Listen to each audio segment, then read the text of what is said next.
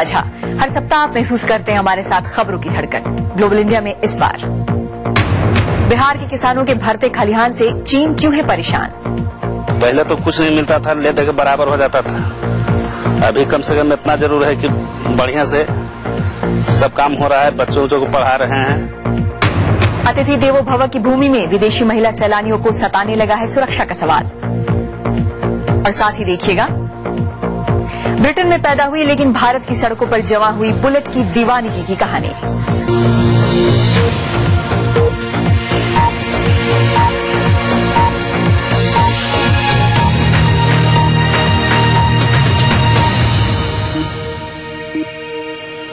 स्वागत है आप सबका ग्लोबल इंडिया की ताजा कड़ी में। क्या आने वाले समय में हर एक के लिए निवाला होगा, और अगर होगा तो कहां से आएगा? दुनिया की हर सरकार इस सवाल और इससे जुड़े बड़े संकट, खाद्य संकट के सवाल से जूझ रही है। भारत में भी एक बड़ी चुनौती है। बिहार के नालंदा जिले का एक गांव इसीलिए भी चर्चा में है क्योंकि वहां के किसानों का दावा है कि उन्होंने इस चुनौती से निपटने के लिए अचूक तरीके ढूंढ लिए हैं। हालांकि अब इस दावे पर चीन ने सवाल उठाए हैं। इन्हीं दावों की पड़ताल करने पहुंचे बीबीसी संवाददाता फैसल मोहम्मद अली। कटनी को महज 10 दिन रह गए हैं, लेकिन धनंजय सिंह अपने 8 बीघे खेत पर फैली गेहूं की लहलहाती फसल से दूर नहीं रह पा रहे। नालंदा के नानद गांव के धनंजय सिंह पिछले कुछ अरसे से अपने खेतों में कृषि की विधि सिस्टम ऑफ राइस इंटिफिकेशन आजमा रहे हैं। बिहार में लोग इसे श्री विधि बुला रहे हैं। 2 साल से हम कर रहे हैं सर, मैंने खेती। पहले तो कुछ नहीं मिलता था, ले दे के बराबर हो जाता था। अभी कम से कम इतना जरूर है कि बढ़िया से सब काम हो रहा है, बच्चों को पढ़ा रहे हैं। घर के भी स्थिति ठीक है, मकान उकान भी बना रहे हैं अभी। बीज को पारंपरिक से अलग ढंग से तैयार करने, 8 से 12 दिन के एक एक पौधे को 25 सेंटीमीटर दूरी पर रोपने और सिंचाई की अलग पद्धति को अपनाने वाली श्री विधि खेती की तकनीक अफ्रीकी देश मेडागास्कर में एक ईसाई पादरी ने 1980 के दशक में विकसित की थी। तब से लेकर दुनिया के 40 देशों में इस विधि से खेती हो रही है और पिछले कुछ सालों से इसे भारत में तमिलनाडु और छत्तीसगढ़ जैसे सूबों में अपनाया गया है। पर बिहार में इसके प्रयोग का मामला तब राष्ट्रीय और अंतर्राष्ट्रीय चर्चा का विषय बन गया जब केंद्रीय कृषि मंत्री शरद पवार ने संसद में कहा कि बिहार के नालंदा जिले में 1 हेक्टेयर में 22.4 टन धान की पैदावार हुई है। विश्व रिकॉर्ड बनने की खबर के साथ ही अधिकारियों से लेकर मुख्यमंत्री, राष्ट्रीय अंतर्राष्ट्रीय वैज्ञानिक और मीडिया ने दरवेशपुरा का रुख किया, उस किसान सुमंत कुमार से मिलने जिनके नाम धान उगाने का विश्व रिकॉर्ड बिहार सरकार कर रही है। इससे पहले यह रिकॉर्ड चीन के नाम था, जहां 19.4 टन प्रति हेक्टेयर की फसल उगाई गई थी। चावल क्रांति के पुरोधा वैज्ञानिक युआन लोंगपिंग ने नए रिकॉर्ड के दावे पर सवाल खड़े किए हैं।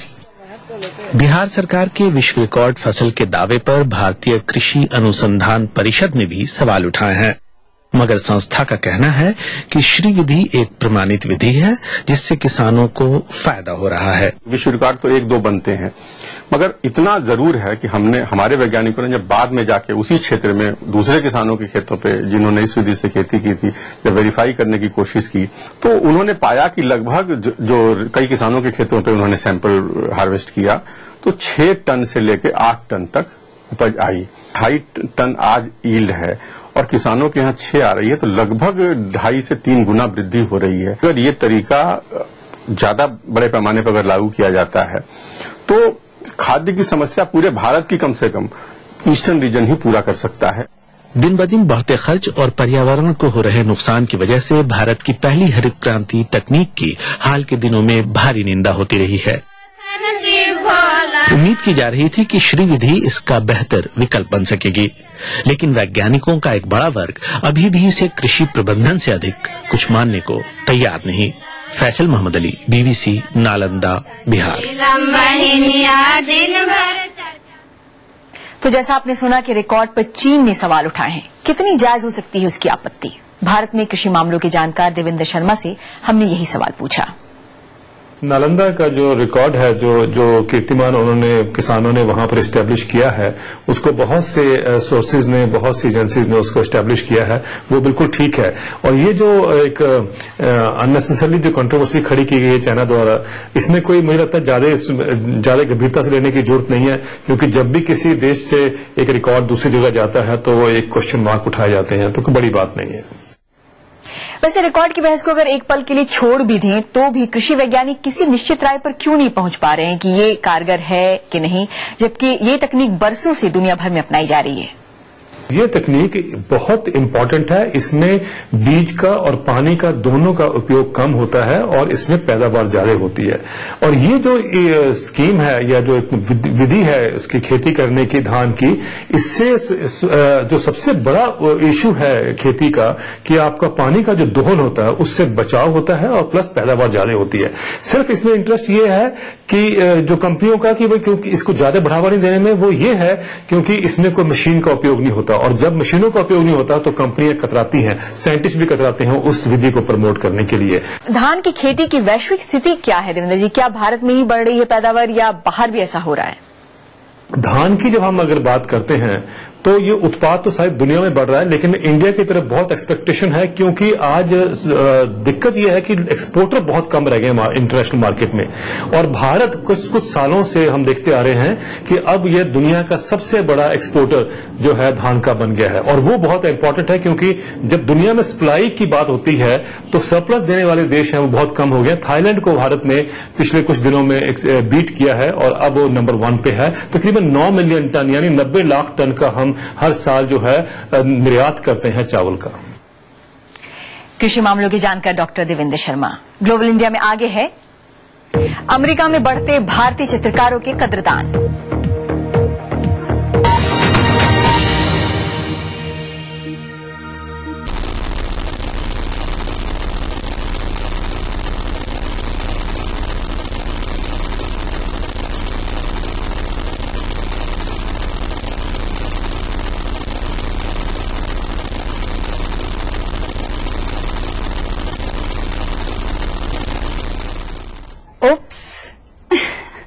घबराइए मत, आपका टीवी खराब नहीं हुआ है, लेकिन हाँ, अगर आपने सेट टॉप बॉक्स नहीं लगवाया तो नजारा कुछ ऐसा ही होगा। आप केबल टीवी नहीं देख पाएंगे, तो सोचिए मत, आज अभी इसी वक्त सेट टॉप बॉक्स लगवाइए। 31 मार्च 2013 रात 12 बजे से 38 शहरों में एनालॉग सिग्नल बंद कर दिए जाएंगे। अपने मनपसंद चैनल देखते रहने के लिए तुरंत सेट टॉप बॉक्स लगवाएं। अधिक जानकारी के लिए अपने केबल ऑपरेटर या एमएसओ से संपर्क करें। भारत सरकार द्वारा जनहित में जारी। जम के खाओ, खूब बचाओ। माहेश्वरी फार्मास्यूटिकल द्वारा निर्मित त्रिंगासव खून की कमी को दूर करे, तंदुरुस्त और स्वस्थ बनाए। आयुष द्वारा प्रमाणित त्रिंगासव। नया rich cream hair colour Godrej expert से नापना नहीं, बस मिक्स और लगाओ। नो झंझट, no mistake. Godrej expert rich cream hair colour.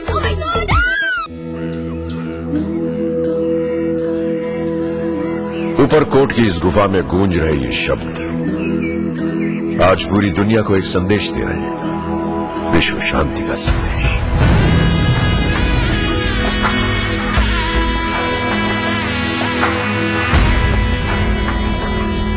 बचपन में एक बार दोस्तों से झगड़ा करके आया था, तो मां ने कहा शांत रहना सीखो।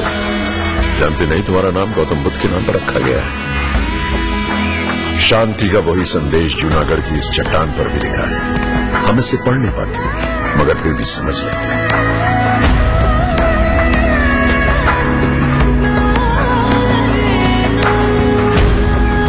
यहाँ खुशबू है निर्वाण की, खुशबू है गुजरात की। कहाँ मिलेगी इतनी शिक्षा किसी भी किताब में। कुछ दिन तो गुजारो गुजरात। मेरे कारोबार में देरी के लिए कोई जगह नहीं, तो देश की तरक्की में देरी कैसी है? इसलिए मैं समय पर सही सेवा कर चुकाता हूँ। Enhancing beauty is my profession, but I also contribute to beautify my nation. I pay my service tax. Do you pay? मैं सर्विस टैक्स भरता हाँ, उसी भी भरो कि मुल्क की तरक्की में अपना हिस्सा पाओ। हमारा बढ़ता कारोबार बने देश की प्रगति का आधार। समय पर सही सेवा कर चुका है।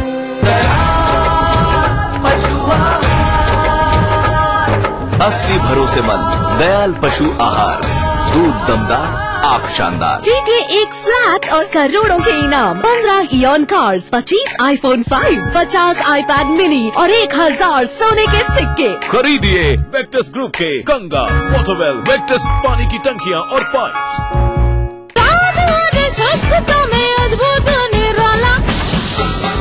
राजेश मसाला है ये, सचमुच स्वादिष्ट, सचमुच शुद्ध। देवभूमि के निभूमि देखा था एक सपना, हिमालय की गोद में बसे उत्तराखंड राज्य का, और इस सपने का धड़कता दिल था गैरसैंण। लोग जुड़े, संघर्ष हुआ, मुजफ्फरनगर तिराहे पे लहू की नदियां बह गई।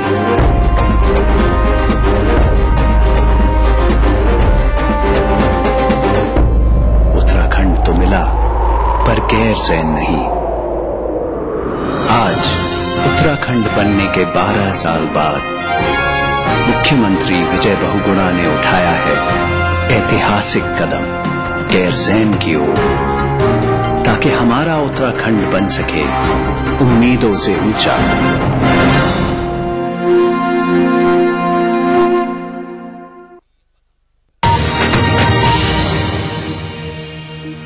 लंदन में बीबीसी ब्रॉडकास्टिंग हाउस से आप देख रहे हैं ग्लोबल इंडिया।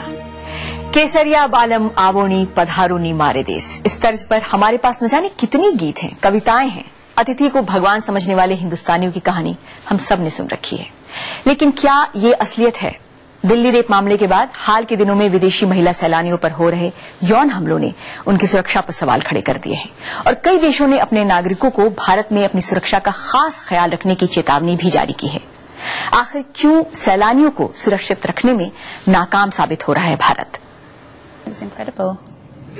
ब्रितानी सैलानी जेसिका डेविस आगरा गई थी कुछ खूबसूरत यादों को साथ लेकर लौटने के लिए, मगर वे लौटी एक दिल दहलाने वाले अनुभव को लेकर।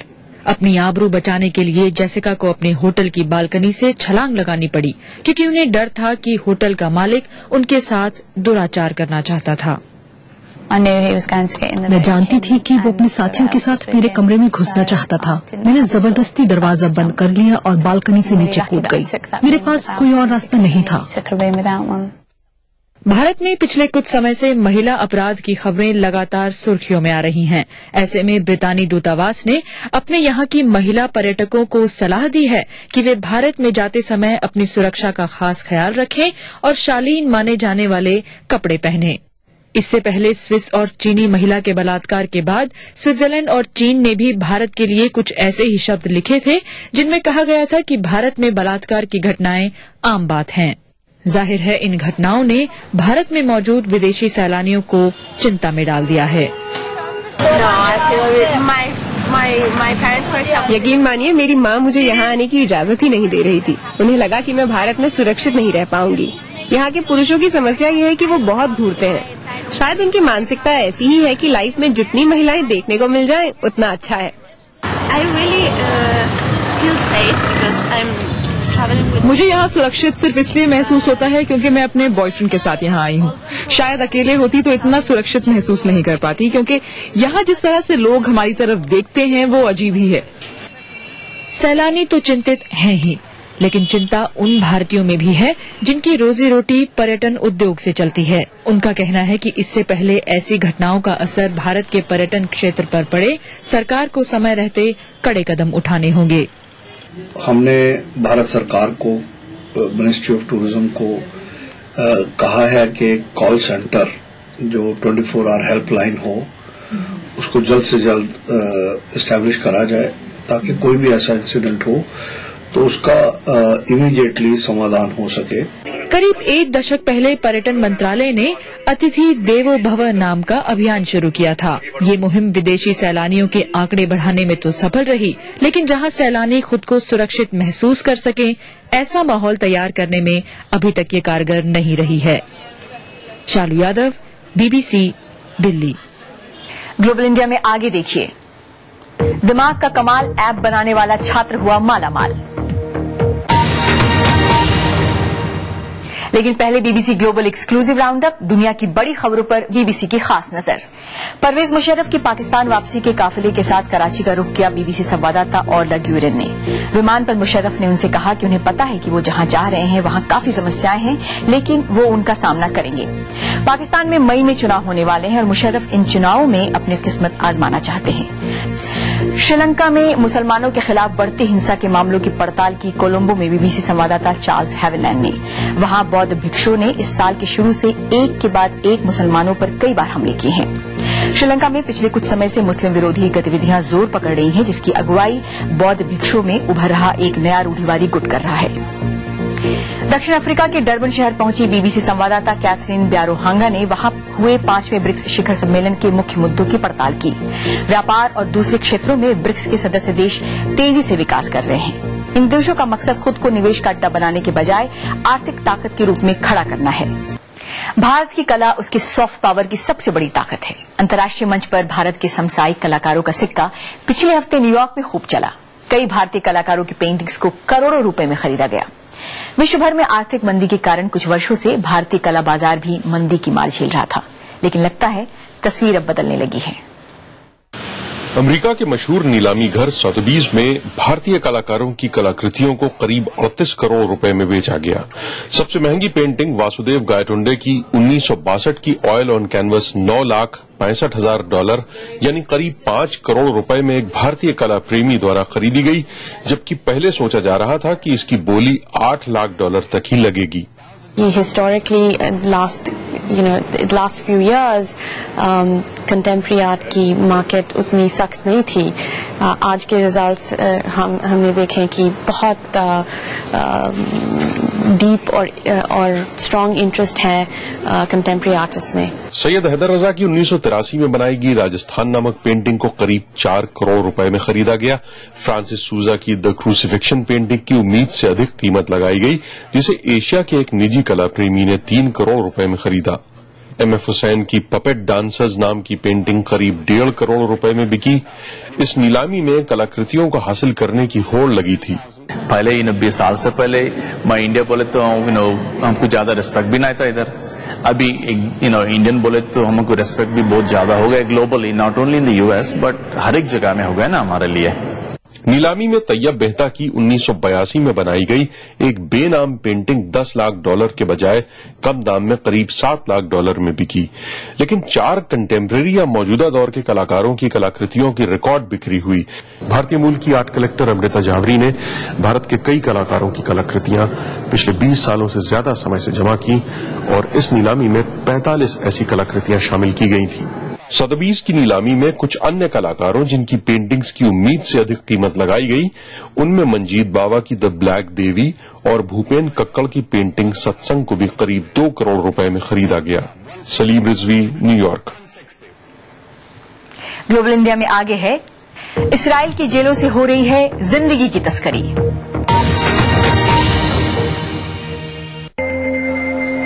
सिद्धपुर, दूर दूर से लोग आते हैं यहां पर दुनिया का सबसे कठिन काम करने, मां का श्राद्ध। ये कपिल आश्रम है और ये बिंदु सरोवर। ये पानी नहीं है, बेटे बेटियों के आंसुओं का सागर है। कहते हैं सरस्वती नदी ही लुप्त है। सरस्वती मां का एक और नाम। ये वो स्थल है जो हमें जोड़ता है मां के प्यार दुलार से, उसके उपकार से, एक अनचुकाए उधार से। सिद्धपुर, गुजरात, मां के श्राद्ध की एकमात्र पावन भूमि।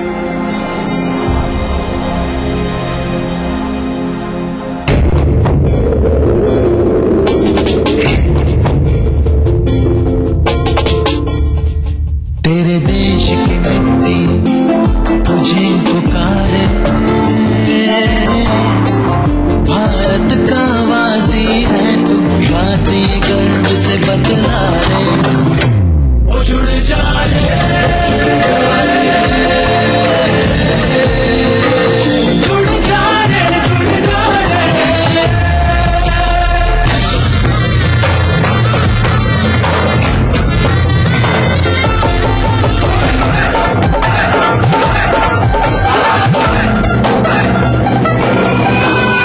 मिट्टी से ही शान, मिट्टी से ही पहचान।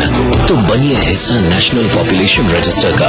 कैंप्स शुरू हो चुके हैं। राष्ट्रीय जनसंख्या रजिस्टर, मेरी पहचान, मेरा अभिमान।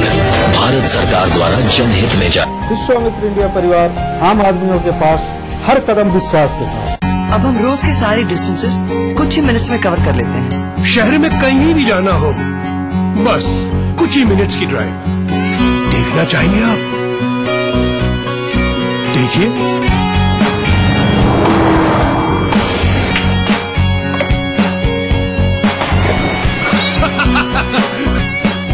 Everything with in a few minutes. सी,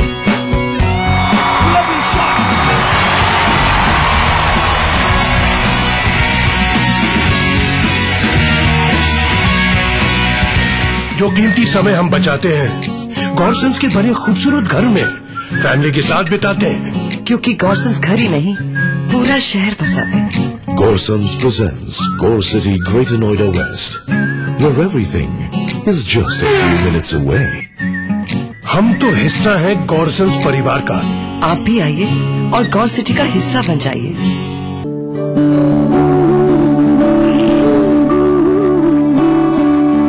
पर सोचती हूँ कभी कभी, कब तक रहेंगी ये खुशियाँ बनी? अगले बच्चे से पहले रखेंगे 3 साल का फासला, ताकि मुन्ने की हो सही देखरेख और तुम दोनों रहो सेहतमंद। महिलाओं के लिए सबसे असरदार लंबे समय वाले गर्भ निरोधक उपायों में से एक है IUCD। इसे आप डिलीवरी के तुरंत बाद या फिर बाद में कभी भी अपना सकते हैं। दर्श पावर प्लस TMT की ओर से आप सभी को होली की हार्दिक शुभकामनाएं। दर्श पावर प्लस TMT, फख्र है ताकत पर। आप देख रहे हैं ग्लोबल इंडिया, मैं हूं रूपा झा। सोने, गहने, ड्रग्स से लेकर इंसानों तक की तस्करी की खबरें आए दिन दिखाई सुनाई देती है, मगर क्या जिंदगी की तस्करी हो सकती है? इसराइल की जेलों में शायद ऐसा ही हो रहा है। बताया जा रहा है कि वहां कैद फलस्तीनी कैदियों के स्पर्म या शुक्राणुओं की तस्करी हो रही है, जिससे उनका परिवार पड़ रहा है। कुछ ही घंटों पहले जन्मे अपने बेटे को बाहों में थामे डेलाल ज़ेबेन सुकून भरी नजरों से नन्हे मोहन्नद ज़ेबेन को देखती हैं। हालांकि इस खुशी में शामिल होने के लिए मोहन्नद के पिता खुद यहां मौजूद नहीं हैं। अम्मार ज़ेबेन इजराइल की एक जेल में 32 साल की सजा काट रहे हैं। उन पर 1997 में यरूशलेम में हुए एक बम धमाके में शामिल होने का आरोप है। डेलाल हमें बताती हैं कि उनके पति के शुक्राणुओं को चोरी छिपे जेल से लाया गया ताकि वो गर्भवती हो सकें। मोहम्मद ईश्वर का तोहफा है, लेकिन सच तो ये है कि जब तक मेरे पति मेरे पास नहीं होंगे तब तक मेरे लिए ये खुशी एकदम अधूरी है। पश्चिमी तट में पिछले दिनों कई ऐसे मामले सामने आए हैं जिनमें महिलाओं ने तस्करी के जरिए अपने पति के शुक्राणुओं को जेल से डॉक्टरों के क्लिनिक तक पहुंचाया है। Honestly, I don't know. सच कहूँ तो मुझे नहीं पता कि वो लोग ये कैसे करते हैं, और मैं ये जानना भी नहीं चाहता। मैं ये सब केवल मानवता के नाते कर रहा हूँ। IVF तकनीक के जरिए गर्भाधान के लिए शुक्राणु 48 घंटों तक सुरक्षित रह सकते हैं। इसके बाद उन्हें जमा दिया जाता है। जो महिलाएं इस तरह गर्भवती होना चाहती हैं, उन्हें हिदायत दी जाती है कि वो अपने करीबी लोगों को इस बारे में समय रहते जरूर बताएं, ताकि आगे चलकर उन पर कोई पति से धोखा करने का आरोप न लगाए। Google, Facebook, Twitter, Yahoo, Hotmail, आज की दुनिया में इनके दीवानों की कमी नहीं। मगर क्या कभी सोचा आपने कि अगर इन कंपनियों का दिल किसी पर आ जाए तो क्या होता है? ब्रिटेन के एक स्कूली छात्र की कहानी जिसने याहू का मन मोह लिया। अपने बेडरूम में खुली आंखों से बुना गया निक का सपना साकार हो गया है। उन्होंने एक ऐसा ऐप बनाया जिससे स्मार्टफोन पर खबरें आसानी से पढ़ी जा सकती हैं। This is my friend Steven. 2 ही साल में ऐप का ऐसा नाम हुआ कि याहू ने उसे खरीद लिया और वे रातों रात करोड़पति बन गए। When I started doing this, it wasn't at all for the money. I was just 12-year-old. मैंने जब ये शुरू किया था तो पैसे के लिए नहीं किया था। मैं तब केवल 12 साल का था। टेक्निकल चीजें अच्छी लगती थीं, ये मेरा शौक भर था। दूसरे ऐप डेवलपर्स को निक की कामयाबी ने हैरान जरूर किया है, पर वो मानते हैं कि ये अच्छा काम था। उसने ऐसा ऐप बनाया जो पॉपुलर हो गया था और वो एक समस्या का हल बताती थी। कंपनियां यही खोजती हैं। फिलहाल निक डी एलोजियो याहू के लिए कुछ नया करने के साथ साथ अपना ध्यान अपनी 12वीं की परीक्षा पर भी लगाए हुए हैं। पारुल अग्रवाल, BBC। भगवान जब देता है तो छप्पर फाड़ के देता है। दो विश्व युद्ध को जिसने देखा हो, जिसके दीवाने केवल जन्म स्थान ब्रिटेन में ही नहीं दुनिया के कोने कोने में हो, जिसका जलवा भारत की सड़कों पर आज भी बिखरा हो, उसे रॉयल एनफील्ड बुलेट नहीं जुनून कहते हैं। भले ही ब्रिटेन जहां उसकी शुरुआत हुई और 1970 में चेन्नई की फैक्ट्री छोड़कर हर फैक्ट्री बंद हो गई, लेकिन मजाल है कि उसके ताव में कोई कमी आई होगी। दिल्ली की सड़कों से तुषार बैनर्जी। अगर आप बाइकिंग के शौकीन हैं तो बुलेट की धुक धुक सुनकर आपका मन इसे चलाने के लिए कभी न कभी जरूर मचला होगा। भारत की सड़कों पर रॉयल एनफील्ड किसी सेलिब्रिटी से कम नहीं। ट्रैफिक लाइट पर बुलेट दिख जाए तो एक बार हर किसी की निगाहें इस पर सुस्ता ही लेती हैं। जहां करीब 125 साल की लीगेसी बुलेट को दूसरी आम बाइकों से अलहदा बनाती है, वहीं इसके फैंस इसे खुद के शरीर का अंग मानते हैं। जब मैं पैदा हुआ तो मेरे घर में एक बाइक थी, वो एक पैशन चलता आ रहा है। आज मेरा बेटा मेरे को देखता है, वो बाइक देखता है, वो बोलता है ये मेरी बर्डी है, ये मेरी ग्रैनी है, तो वो पैशन शुरू से ही ब्लड में चला आ रहा है। This is not a mode of transport. ये मेरे लिए सिर्फ एक ट्रांसपोर्ट का माध्यम नहीं है, ये कुछ ऐसा है कि मुझ में ही पहिए लग गए हों। ऐसा लगता है जैसे कि ये मेरे शरीर का ही हिस्सा हो। मैं इसके साथ स्पिरिचुअली कनेक्टेड महसूस करता हूँ। दोनों विश्व युद्ध देख चुकी इस मोटरसाइकिल ब्रांड के शौकीनों में भी इजाफा हुआ है। बीते कई वर्षों में अकेले भारत में सैकड़ों छोटे बड़े रॉयल एनफील्ड समूह बने हैं जो कंपनी की लीगेसी को आगे बढ़ा रहे हैं। रॉयल एनफील्ड को करीब से जानने वाले बुलेट कल्ट को कंपनी की पॉपुलैरिटी का अहम कारण मानते हैं।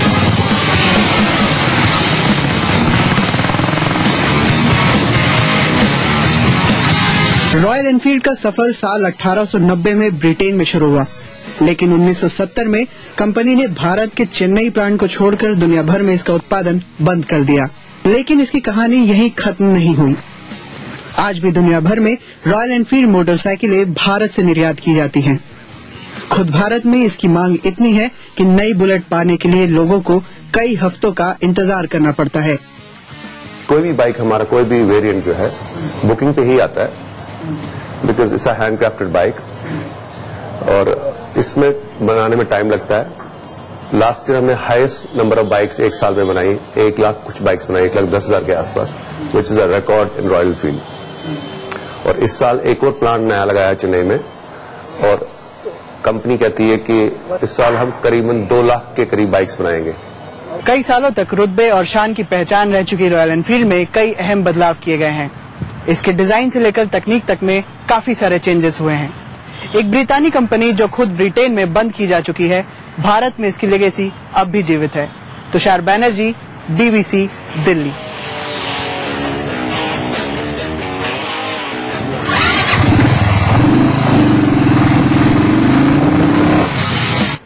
भाई इस दीवानगी को तो बुलेट चलाने वाले ही समझेंगे। ग्लोबल इंडिया में अगले सप्ताह ब्रिटेन में दिवालिया हो गया HMV, मगर संगीत की दुनिया का विख्यात नाम अब भी भारत में कर रहा है सुरों का कारोबार। और पाकिस्तान में बटे पार्टियों को चुनावी निशान नहीं लेना चाहता कोई बंदूक, मगर तीर को लेकर छिड़ा है घमासान। चलते चलते एक बार फिर नजर डर्बन में इस हफ्ते हुए ब्रिक्स सम्मेलन पर, जहां भारत के कलाकारों और दक्षिण अफ्रीका के जुलू डांसर्स की जुगलबंदी ने अलग ही समा बांधा।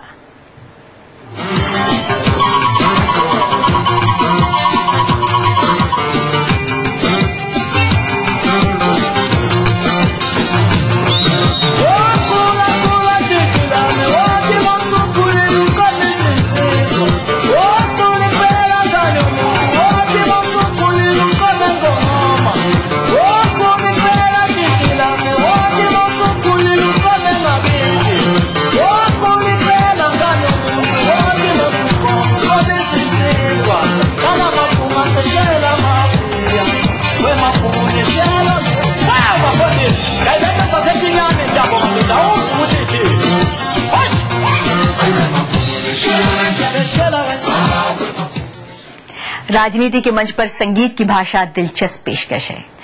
ग्लोबल इंडिया में मेरा सफर यही समाप्त हुआ। आगे का सफर आप हमारी नई साथी नेहा भटनागर के साथ तय करेंगे।